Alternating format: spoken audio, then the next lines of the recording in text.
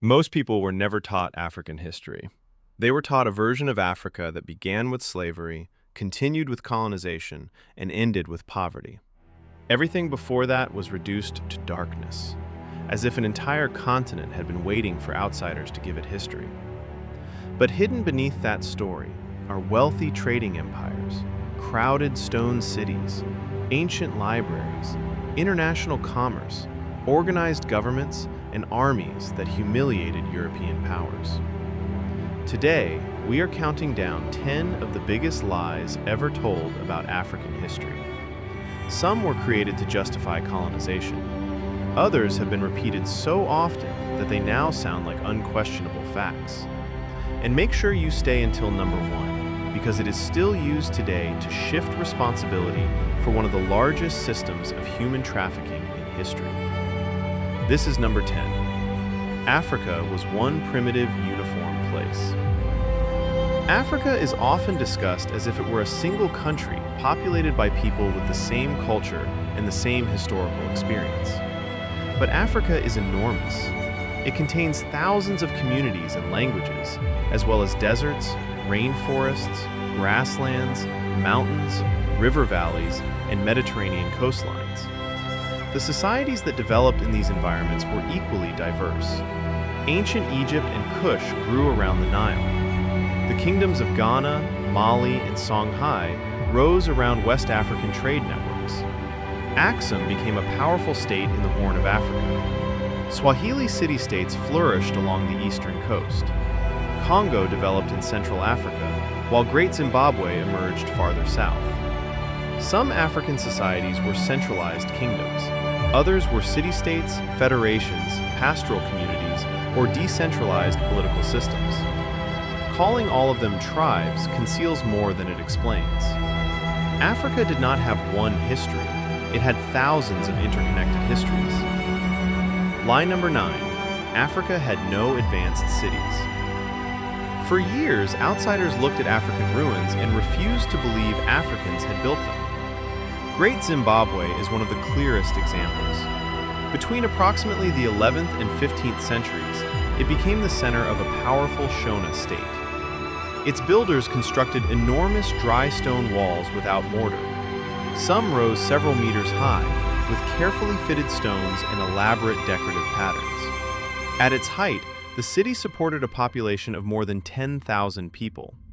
Archaeologists have uncovered local ironwork alongside glass beads, Persian ceramics, Chinese porcelain, and coins from Kilwa. These discoveries reveal a city connected to a trading world that stretched from the African interior to the Indian Ocean. Yet early European colonizers promoted stories claiming the ruins must have been constructed by Phoenicians, Arabs, or figures from the Bible. Why?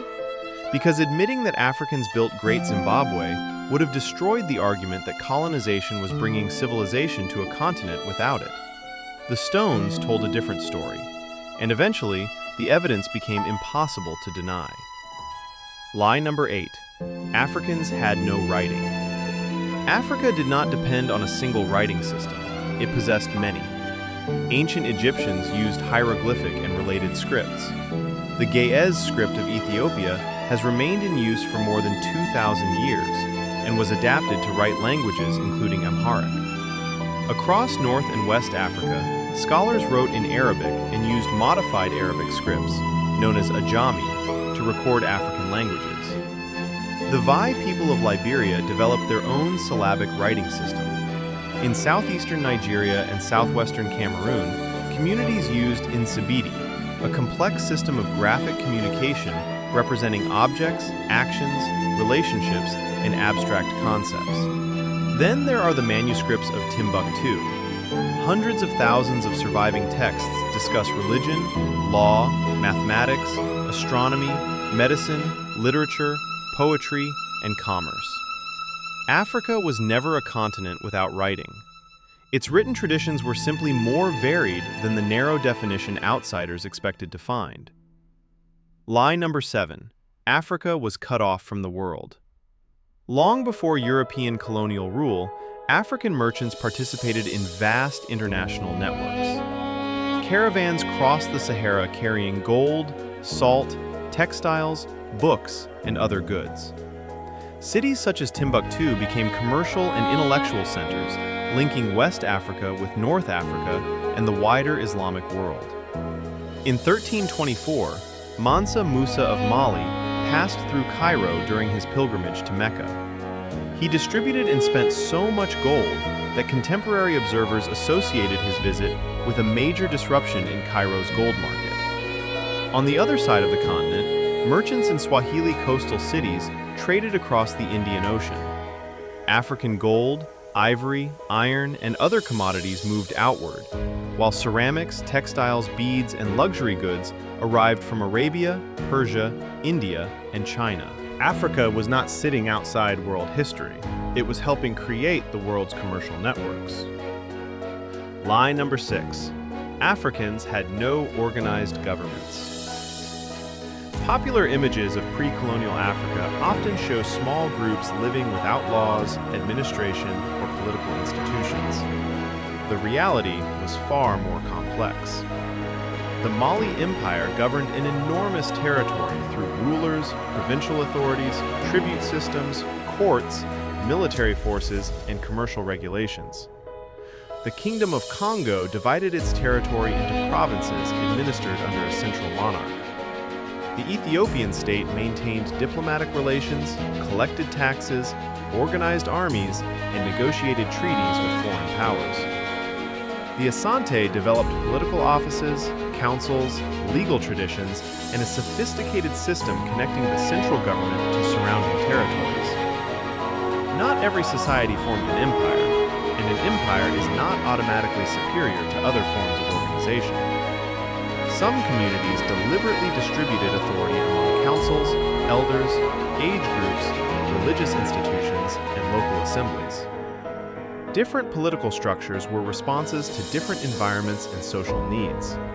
A government does not become invisible merely because it does not resemble a European monarchy.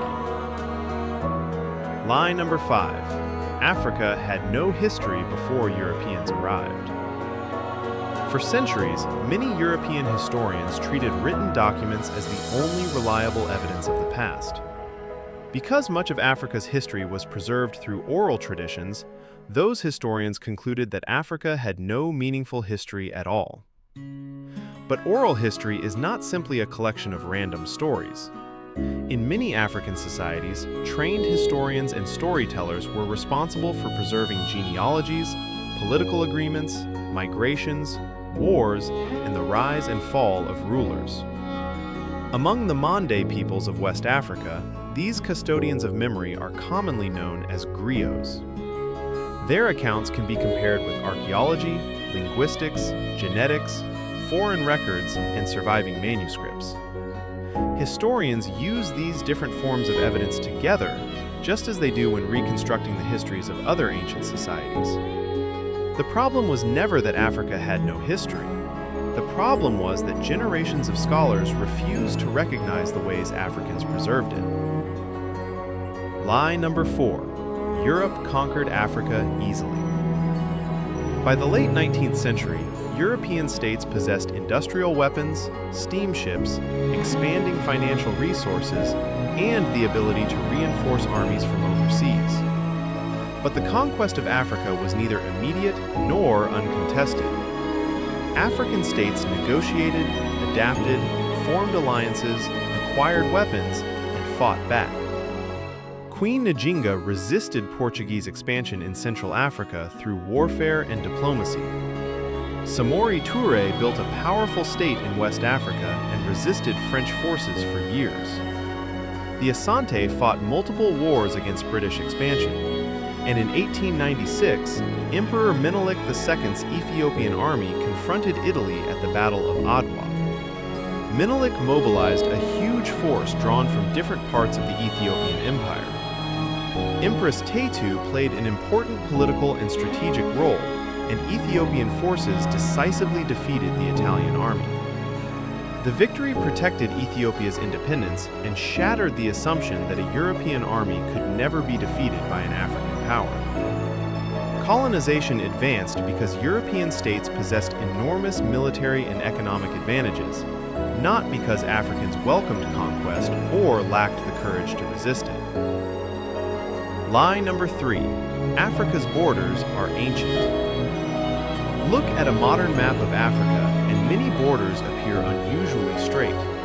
That is not an accident. During the scramble for Africa, European powers negotiated claims, signed agreements, and seized territories with little regard for the people already living there.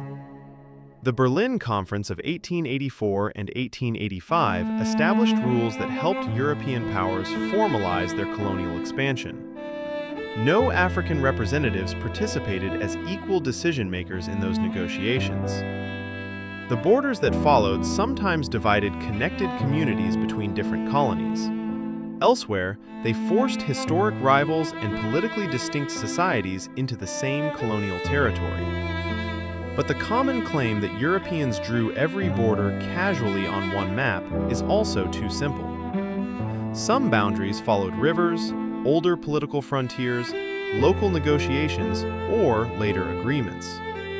The deeper truth is that the emerging map primarily served imperial competition, not African self-determination. Many independent African states later retained these borders because attempting to redraw the entire continent risked creating even more wars. The lines remained. So did many of the problems created by them. Lie number 2. Colonialism brought Africa into history. This is the lie that holds all the others together.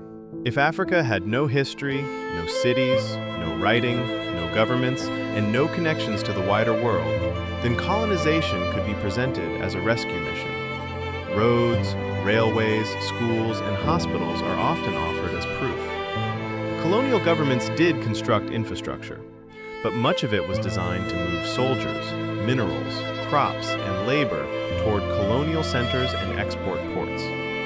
Education was frequently limited and shaped around the administrative needs of colonial rule. Colonial economies redirected land and labor toward products demanded by foreign markets. Existing political systems were weakened, manipulated, or destroyed. And when Africans resisted, colonial governments often responded with imprisonment, forced labor, collective punishment, or military violence. Colonialism did not introduce Africa to the world. It reorganized African societies for the benefit of foreign empires, and then presented that disruption as civilization. Lie number 1. Africans sold their own people. Some African rulers, merchants, and military leaders did capture and sell human beings. That fact must not be hidden. But the phrase, Africans sold their own people, imposes a modern continental identity on societies that did not see themselves as one nation. A person in 18th century Europe usually identified with a kingdom, region, religion, or local community, not simply as European. Africa was no different. People identified as Congo, Oyo, Asante, Igbo, Wolof, Mande, and countless other communities. Captives were frequently prisoners of war, foreigners, criminals, kidnapped civilians, or people excluded from the captor's political community. None of this excuses African participation, but African participation alone cannot explain the scale of the Atlantic system. European and American plantation economies created an enormous demand for forced labor. European merchants financed voyages, supplied ships, transported captives across the ocean, and constructed racial laws that enslaved Africans and their descendants. More than 12 million captive Africans were placed aboard Atlantic slave ships. Some African elites profited. Millions of other Africans resisted, fled, rebelled, protected their communities, or became victims themselves. Reducing this catastrophe to Africans sold their own people turns an immense international system into a misleading excuse. The greatest deception was not one false date or one fabricated event. It was the framing of an entire continent. African history was compressed into slavery, colonization, conflict, and poverty, while everything that contradicted that picture was treated as an exception. But Great Zimbabwe was not an exception. Timbuktu was not an exception. Mali, Axum, Congo, Kush, Songhai, Benin, Ethiopia, and the Swahili city-states were not isolated accidents. They were chapters in a vast and complicated human history, filled with achievement and failure, scholarship and warfare, cooperation and exploitation. African history does not need to be romanticized. It needs to be treated with the same complexity given to every other part of the world. Africa was never without history. Its history was ignored, distorted, and too often told by people who needed the continent to appear empty. And perhaps the most important question is not why Africa had no history. It is why so many people were taught to believe that it didn't. If this video challenged something you once believed, tell us which misconception surprised you most. And subscribe to the History Vault because there are still countless stories waiting to be recovered.